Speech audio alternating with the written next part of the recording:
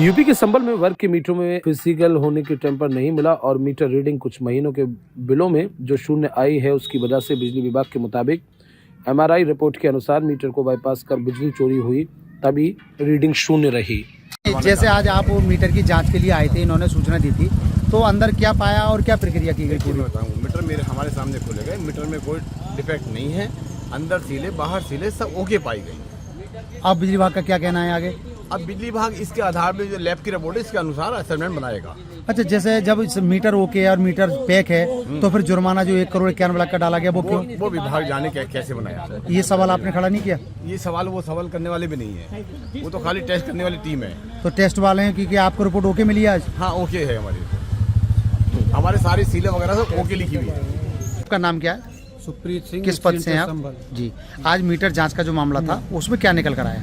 पहले माननीय सांसद जी का मीटर चेक किया गया, उसमें फिजिकल रिपोर्ट तो सही रही, लेकिन जो एमआरआई एनालिसिस की गई, एमआरआई एनालिसिस में जो है उसमें पाया गया कि 30/5/2024 से 13/12/2024 तक वोल्टेज जीरो था, करंट जीरो था, कंजम्पशन जीरो था, ठीक है। और 13 तारीख के बाद जब उसमें वोल्टेज भी आया तो वो डबल फेस आया, जो कि कंजम्पशन जीरो होना नहीं चाहिए, वोल्टेज जीरो होना नहीं चाहिए। इससे यही है कि बाईपास करके कहीं से विद्युत चोरी। दूसरा जो कनेक्शन था, दूसरा उनके दादाजी के नाम पर था, उसमें एनालिसिस करने पाया गया कि एमआरआई एनालिसिस में आया कि उसमें 16 महीने का करंट रिवर्सल का टेम्पर पाया गया। उस टाइम खपत भी जीरो रही, लोड भी जीरो रहा है, जिससे यही प्रतीत हो रहा, यही हुआ कि उससे यही दिख रहा है कि विद्युत का जो उपयोग है वो चोरी करके किया गया। अच्छा, जैसा फर्स्ट स्टेप जांच हुई, अभी सेकंड स्टेप और रह गया जांच का भी? नहीं, मीटर का हम लोगों ने जांच करा ली है, ठीक है। हमें जो करना था वो हमने अपने टेस्ट लैब में करा। अब चोरी का लोड आपने लगा लिया, अनुमान का कितना में बैठा है? लोड का डिस्ट्रीब्यूशन से सर्वे कराया जाता है, वो चेकिंग रिपोर्ट देते हैं। ये निश्चित है कि चोरी हुई है? चोरी तो हुई है, लगभग कितने वहाँ तक चोरी हुई है अब ये मैं नहीं बता सकता, क्योंकि जो हमारी है वो एक साल का ही रहता है। हाँ ओके सर, ठीक।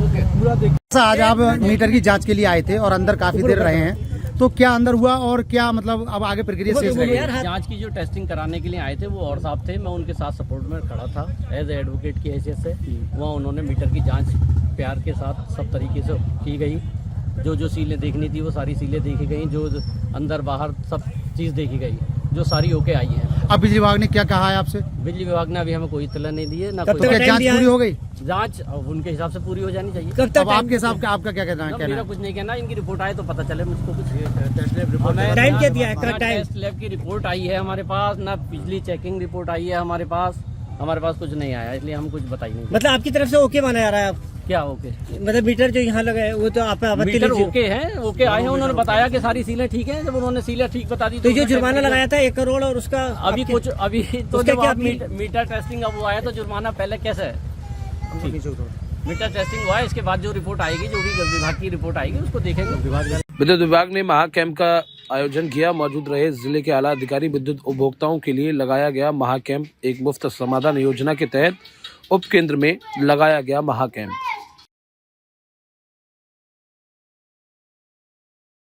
किया जा रहा है यहाँ पर, किस प्रकार का कैंप है और कैसे छूट दी जा रही है लोगों को? ये OTS योजना एक मुफ्त समाधान योजना के लिए बिजली बकाया के जब घरेलू, वाणिज्यिक और औद्योगिक और गैर सरकारी जो है लंबी 4B के लिए ये छूट की योजना आई हुई है। इसके लिए महाकैंप लगाया गया है कि जिससे कि पहले आओ और ज़्यादा छूट पाओ। ये योजना 3 चरणों में लागू की गई है। पहले चरण जो है हमारा 15 दिसंबर से 31 दिसंबर तक। दूसरा चरण है 1 जनवरी से 15 जनवरी और तीसरा चरण है 16 जनवरी से 31 जनवरी। पहले चरण में हमारा ज़्यादा छूट है, दूसरे चरण में उससे भी कम है और लास्ट चरण में उससे भी कम है। ये हमारे इसमें हर चरण में जो है हम किस्तों में भी जो जमा करने के लिए छूट की योजना लागू है। और पहले हमारा आज का जितना हमारा बिल बकाया है उसका 30% रजिस्ट्रेशन कराना पड़ेगा और उसके बाद यदि एक मुश्त जमा कर सकते हैं तो तत्काल मुश्त भी जमा कर देंगे और यदि किस्तों में जमा करने की योजना है, तो उसके लिए छूट थोड़ा सा कम हो जाएगी, लेकिन यदि एक साथ जमा करते हैं तो छूट ज़्यादा होगी। सर कितनी बार छूट दी जा रही पहले इसमें उपभोक्ताओं को कितनी छूट, जैसे पहले राउंड में आते हैं लोग तो पहले कितना? राउंड में जैसे आपका हमारा है LMB1 में है, जैसे घरेलू में 5,000 से कम बकाया है, तो उसके लिए 100% छूट है। उसके बाद सीधे हमारा छूट घटता जा रहा है कई चरणों में, तो जो पहले आएगा उसको छूट ज़्यादा मिलेगी, और घरेलू वालों के जो 5,000 से कम बकाया है उसको 10 किस्तों में है। अच्छा, और 5,000 से अधिक वालों को 10 किस्तों में, और शेष कैटेगरी वालों को 4 किस्तों में जमा करने का छूट दी जा रही है। ठीक। यूपी के आगरा में पुलिस और बदमाशों के बीच मुठभेड़ हुई। मुठभेड़ के दौरान पुलिस ने 3 बदमाशों को गिरफ्तार किया है, जिसके बाद पुलिस को एक बड़ी सफलता हाथ लगी है।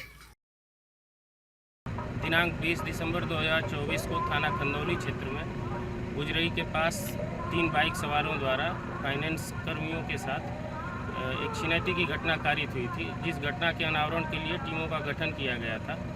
उसी के क्रम में आज SOG पश्चिमी जोन और थाना खंदौली की टीम द्वारा वाहन चेकिंग की जा रही थी, जिसमें मुखबिर द्वारा सूचना प्राप्त होने पे मलुपुर रोड के पास वाहन चेकिंग की जा रही थी, जिसमें एक वाहन पे 3 युवक सवार आते दिखाई दिए, जिनको रोकने का प्रयास किया गया, जिस पे वो बाइक पीछे करके भागने लगे।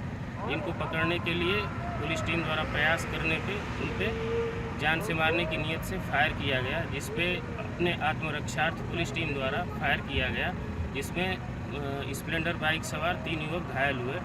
पास जा कर के उनकी तलाशी लेने पे उनके पास से 315 बोर का अवैध असलहा, 2 जिंदा कारतूस तथा 4 खोखा कारतूस 315 बोर बरामद हुआ। पूछताछ करने पे उनके द्वारा 20 दिसंबर को थाना क्षेत्र में छिनैती की जो घटना की गई थी उसको स्वीकार किया गया, और उनके पास से उस लूट से प्राप्त 15,000 रुपये, एक काला बैग, एक रजिस्टर जो लूट में उनके द्वारा लिया गया था, और काली स्प्लेंडर बाइक ये बरामद हुई है। घायलों को उपचार के लिए हॉस्पिटल तत्काल भेज दिया गया है। फील्ड यूनिट मौके पर आकर के साक्ष्य संकलन कर रही है तथा टीमों द्वारा अन्य विधिक कार्रवाई की जा रही है। यूपी के मुरादाबाद में 100 साल पुरानी गौरीशंकर मंदिर को खुलवाने को लेकर विरोध प्रदर्शन किया गया। DM ऑफिस के बाहर लोगों ने प्रदर्शन कर मंदिर खुलवाने की मांग की। सेवाराम पुत्र सनोप राम गोपाल निवासी भोलानाथ ट्रेडर्स के पास लाइन पर मंडोला का रहने वाला है। प्रार्थी के परदादा स्वर्गीय श्री भीमसेन के द्वारा गौरीशंकर मंदिर की स्थापना अपनी जमीन पे स्थित जम्बू के नाले के पास अब से 100 वर्ष पूर्व तब से प्रार्थी के परदादा स्वयं भीमसेन उत्तर मंदिर की देखरेख करवा पूजा अर्चना करते रहते थे। सन 1980 में हिंदू मुस्लिम झगड़े में प्रार्थी के परदादा की हत्या कर दी गई।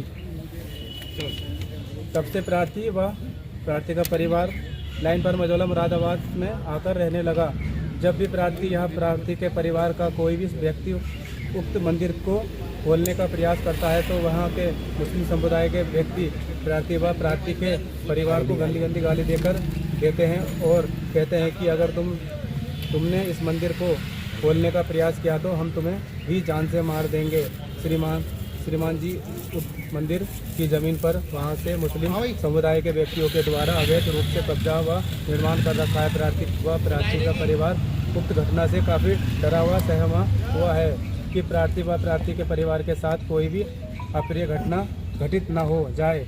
अतः श्रीमान जी से प्रार्थना है कि उक्त मंदिर को खुलवाने के आदेश पारित करने की कृपा। यूपी के मुरादाबाद में 1980 के दंगे में मंदिर के पुजारी की हत्या के बाद बंद मंदिर को खुलवाने की DM से मांग की गई।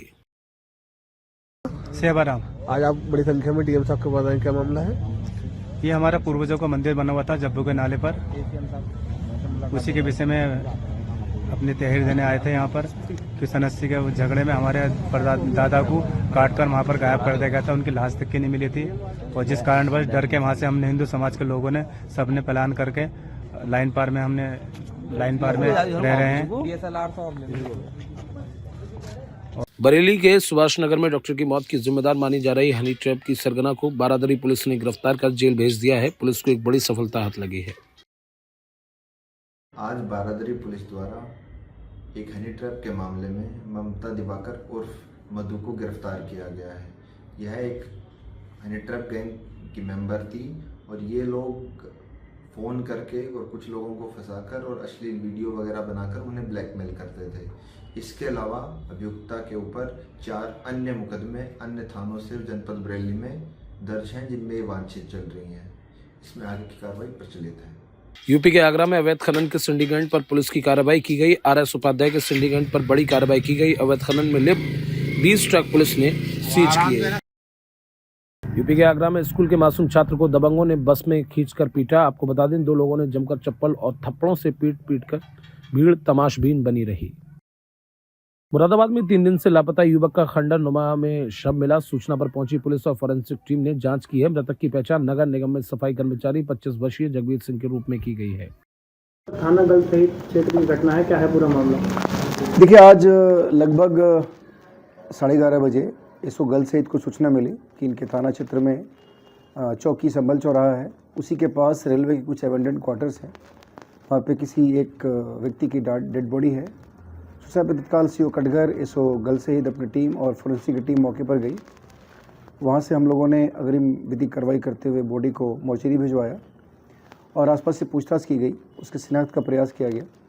शिनाख्त के बाद पता चला कि यह व्यक्ति, इसका नाम जसवीर सिंह था और ये भूड़ चौराहे थाना गल सहित के ही रहने वाले थे और ये कल से अपने घर से लापता थे।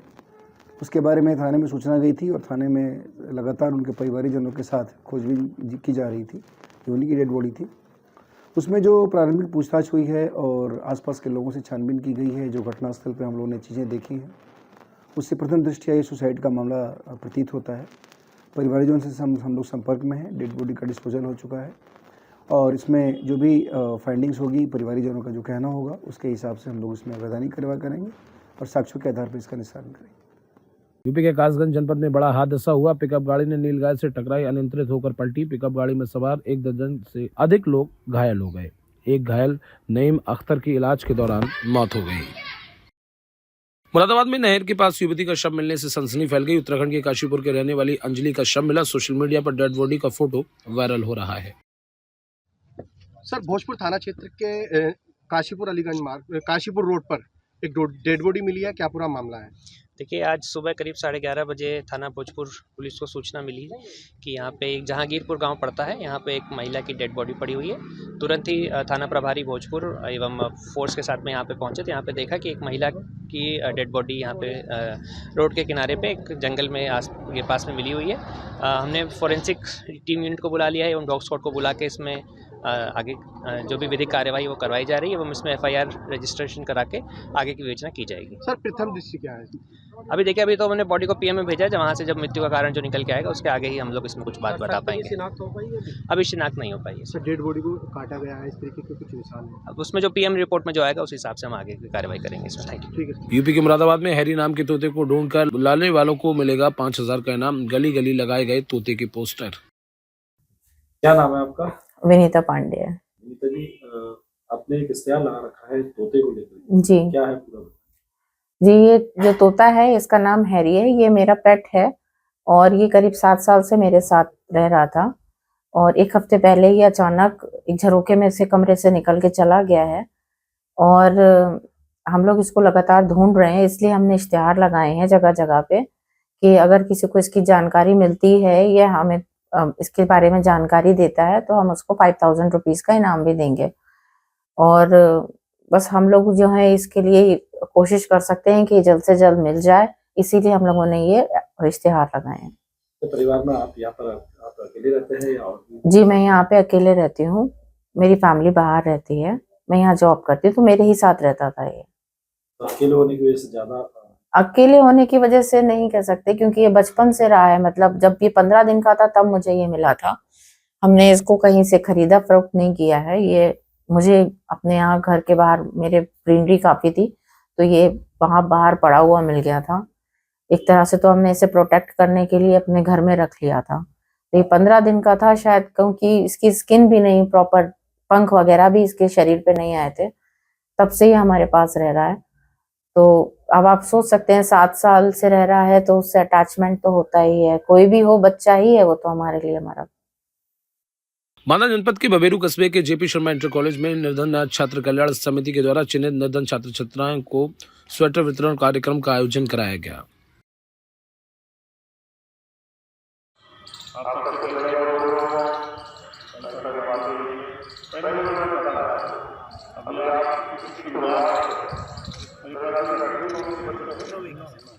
जी सर, किस प्रकार का आयोजन किया गया था? बच्चों को स्वेटर वितरण किया गया। निर्धन छात्र कल्याण से ऐसे छात्र छात्राओं के लिए ये कार्यक्रम हुआ जो छात्र निर्धन है या किसी के माता पिता नहीं हैं और भूमिहीन है, मजदूर है, लेकिन वो शिक्षा लेना चाहते हैं।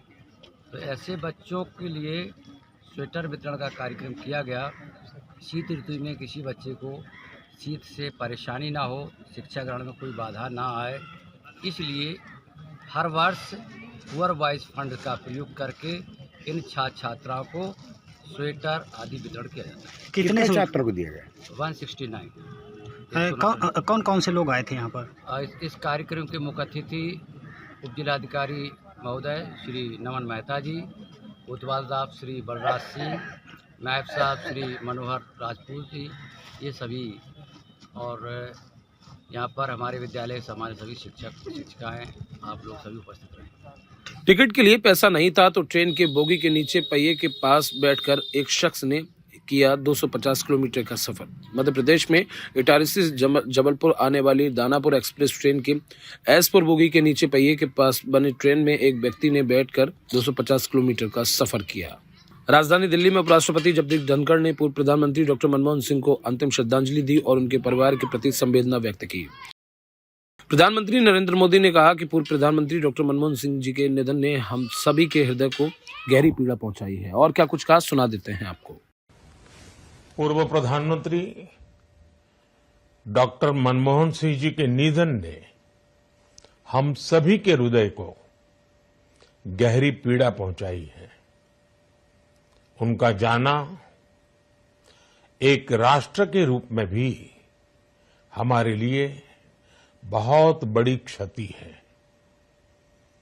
विभाजन के उस दौर में बहुत कुछ खोकर भारत आना और यहां जीवन के हर क्षेत्र में उपलब्धियां हासिल करना, ये सामान्य बात नहीं है।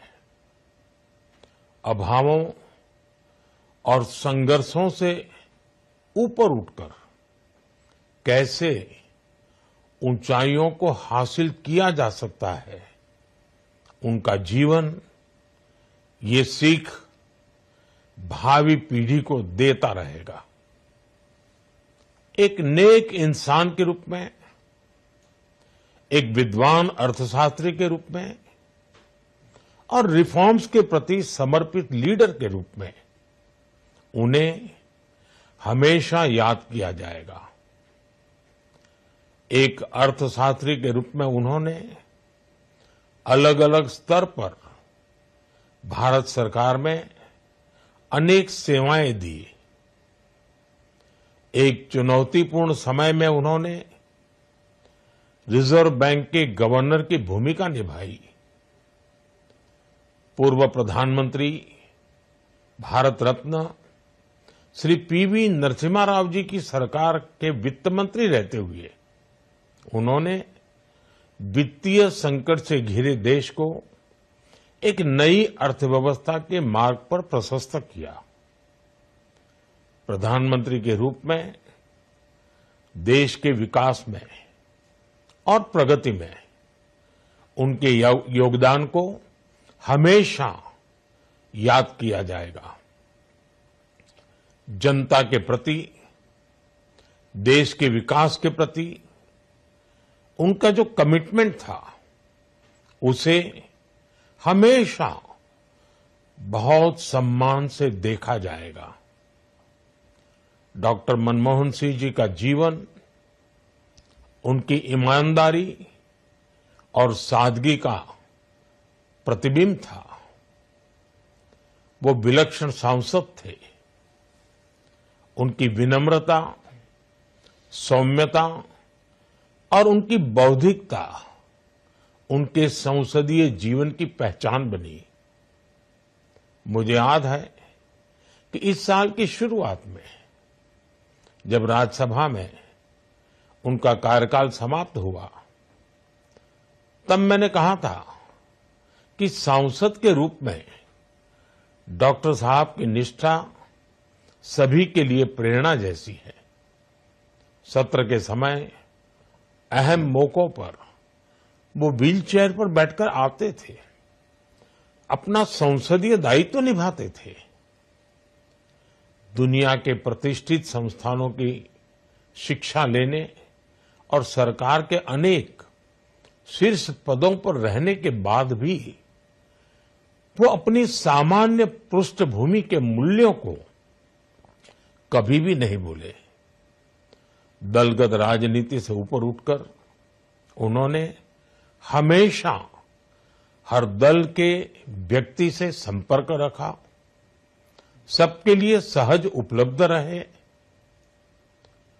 जब मैं मुख्यमंत्री था तब डॉक्टर मनमोहन सिंह जी के साथ राष्ट्रीय और अंतर्राष्ट्रीय अनेक विषयों पर उनसे खुले मन से चर्चाएं होती थी। यहां दिल्ली आने के बाद भी मेरी उनसे समय समय पर बात होती थी, मुलाकात होती थी। मुझे उनसे हुई मुलाकातें, देश को लेकर हुई चर्चाएं हमेशा याद रहेगी। अभी जब उनका जन्मदिन था तब भी मैंने उनसे बात की थी। आज इस कठिन घड़ी में मैं उनके परिवार के प्रति अपनी संवेदनाएं व्यक्त करता हूं। मैं डॉक्टर मनमोहन सिंह जी को सभी देशवासियों। राजधानी दिल्ली में कांग्रेस अध्यक्ष और राज्यसभा में विपक्ष के नेता मल्लिकार्जुन खड़गे ने पूर्व प्रधानमंत्री डॉक्टर मनमोहन सिंह को अंतिम श्रद्धांजलि दी और उनके परिवार के प्रति संवेदना व्यक्त की।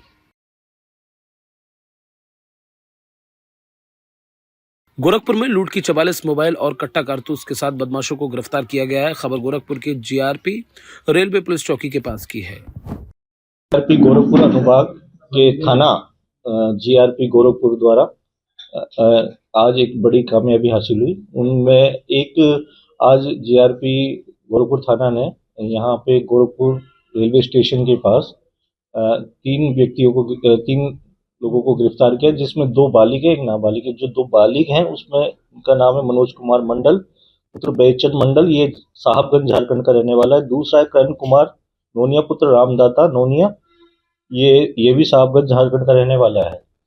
ये लोगों को इनके पास जब वहाँ पे जो जीआरपी थाना टीम द्वारा वहाँ पर रेगुलर जो पेट्रोलिंग की जा रही थी, उसी दौरान ये 3 अभियुक्त दिखाई दिए। तब इनसे पूछताछ की तो इनका व्यवहार कुछ अलग दिखाई दिया। तब इनकी तलाशी ली गई तो इनके पास से एक तमंचा बरामद हुआ और उसके अलावा कारतूस बरामद हुए। और इनसे जब इनके सामान को चेक किया गया तो इनके पास से करीब 44 मोबाइल बरामद हुए, जिनकी कीमत करीब 10 लाख रुपए है। तब इनसे थाने लाकर पूछताछ की गई तो इन्होंने बताया कि साहब हम यहाँ पे बच्चे होते हैं, जो उन बच्चों की मदद से और खुद यहाँ पर जो ट्रेनों के अंदर और ट्रेनों के आसपास जितने भी भीड़ भाड़ वाले बाजार हैं, वहाँ पे हम लोगों की जेब से मोबाइल चोरी कर लेते हैं, या फिर जो कोई किसी के हाथ में कोई जा रहा होता है, बाइक पे बैठा हुआ है या जा रहा होता है रास्ते में, तो उसका छीन कर भाग जाते हैं। और उनसे जब ये पूछा गया कि भाई आप ये तमंचा और ये चाकू वगैरह क्यों रखते हो अपने साथ, तो उन्होंने बताया साहब कई बार जब हम पकड़े जाते हैं तो हम तमंचा और चाकू दिखाकर वहाँ से डरा कर भाग जाते हैं। तो इन्होंने पूछताछ में ये भी बताया कि ये मोबाइल चोरी करके यहाँ से नेपाल और बांग्लादेश में बेच देते हैं, वहाँ के लोगों को बेच देते हैं। उसमें इनको पहले भी इन्होंने बताया कि हमने करीब 200 मोबाइल इस तरह से बेचे हुए हैं। इनका आपराधिक इतिहास चेक किया गया तो जिसमें मनोज मंडल है उस पर पहले से 4 मुकदमे दर्ज हैं और ये कैंट थाना गोरखपुर में भी दर्ज है। इसके अलावा कैंट थाने गोरखपुर में एनडीपीएस का भी मुकदमा दर्ज है। आजमगढ़ में और एक अन्य मुकदमा है। दूसरा है करण कुमार, इसमें भी कैंट थाना गोरखपुर में इस पे 2 मुकदमे दर्ज हैं। तो इनका आपराधिक अच्छा खासा इतिहास रहा है। उसके अलावा हम इनकी टीम के पूछताछ इनसे अभी जारी थी और इनके कुछ लोगों का नाम सामने आया, उनको जल्दी उनकी भी जल्दी गिरफ्तारी। क्या सर इसमें सरगना कौन? इनका सरगना ये है मनोज है, ये इसका गैंग लीडर है ये एक तरह से। और ये यहाँ पे क्या करता है कि मार्केट में बच्चों, इसने 15-15, 16-16 साल के बच्चे। सॉरी, यही वही गैंग है क्या फिर से जो दोबारा पकड़ाई है? नहीं, ये दूसरी गैंग है, ये आपस में ही जुड़े हुए हैं। और इसके अंदर ये क्या करते हैं कि 15-16 साल के बच्चे जिन पे कोई शक ना कर पाए, तो जो कोई मंडी में सामान खरीद रहा है, सब्जी खरीद रहा है, तो ये उसके पास में जाकर उसकी जेब से मोबाइल निकाल लेना, या फिर कोई अपने काम में व्यस्त है या फोन पे बातचीत करता हो जा रहा है तो उसका फोन छीन लेके भाग जाना, या फिर कोई महिला का पर्स मार लेना, इस तरह की ये घटनाएं करते हैं। सर ये पूछताछ की गई असला कहाँ से मिला, कहाँ से खरीदा गया? ये असला इन्होंने बताया कि ये उधर झारखंड से ही खरीद के लाया है असला, और अपने साथ रखते ही असला, और ताकि अगर ये पकड़े जाए तो अपने बचाव के लिए इसका इस्तेमाल। इनकी अन्य सदस्यों की तलाश के लिए टीम गठित की गई? बिल्कुल, इनकी अन्य सदस्यों की तलाश के लिए टीम गठित की गई है, और 2 टीमें, एक सीओ साहब के नेतृत्व में और SHO GRP गोरखपुर के नेतृत्व में। पूर्व प्रधानमंत्री मनमोहन सिंह का निधन हो गया। दिल्ली एम्स में उन्होंने अंतिम सांस ली। उनके पार्थिव शरीर को घर लाया गया, जहां पूर्व पीएम के अंतिम दर्शन के लिए लोगों की भीड़ लगी रही। मनमोहन सिंह का अंतिम संस्कार आज किया गया। वहीं उनकी एक बेटी अमेरिका से आ रही है, जिनका इंतजार किया जा रहा। शुभ नाम आपका? मेरा नाम अफसाना शाह है, शहर कमेटी अध्यक्ष। किस तरह कार्यक्रम था? ये बड़े दुख के साथ कहना पड़ रहा है कि हमारे पूर्व प्रधानमंत्री श्री मनमोहन सिंह जी का स्वर्गवास हो गया है। उसी की श्रद्धांजलि अर्पित करने के लिए ये कार्यक्रम है कार्यालय में। जी। नाम आपका? आदित्य सिंह, युवा कांग्रेस जिलाध्यक्ष बांदा। अच्छा, किस तरह का कार्यक्रम था? आज हमारे देश के पूर्व गवर्नर और पूर्व प्रधानमंत्री विख्यात अर्थशास्त्री डॉक्टर मनमोहन सिंह का कल देहांत रात में काफ़ी लंबी बीमारी का हो गया था, जिसका निधन पूरे देश में आज शोक व्याप्त है। उसी के उपलक्ष्य में आज जिला कांग्रेस कार्यालय बांदा में एक शोक सभा का आयोजन किया गया और माननीय पूर्व प्रधानमंत्री मनमोहन सिंह को श्रद्धासुमन अर्पित किया। थैंक। उत्तर प्रदेश के बदायूं जिले के बिलसी क्षेत्र में उस समय सनसनी फैल गई जब कुछ मंचलों से तंग आकर किशोरी ने आत्महत्या कर ली। आपको बता दें, मंचले लगातार किशोरी को परेशान कर रहे थे, जिसके चलते किशोरी ने फांसी के फंदे पर लटक कर अपनी जीवन लीला समाप्त कर ली। वहीं इस पूरे मामले की सूचना बिलसी पुलिस को दी गई। मौके पर पहुंची बिलसी पुलिस इस पूरे मामले की गहनता से जांच पड़ताल में जुटी है। वहीं बिलसी पुलिस ने शव को कब्जे में लेकर पोस्टमार्टम के लिए भेजा, जिसके बाद पोस्टमार्टम होने के बाद बॉडी परिवारजनों को सुपुर्द कर दी गई। वहीं परिवारजनों की बात करें तो परिवार का आरोप है कि ये मंचले लगातार किशोरी को परेशान कर रहे थे।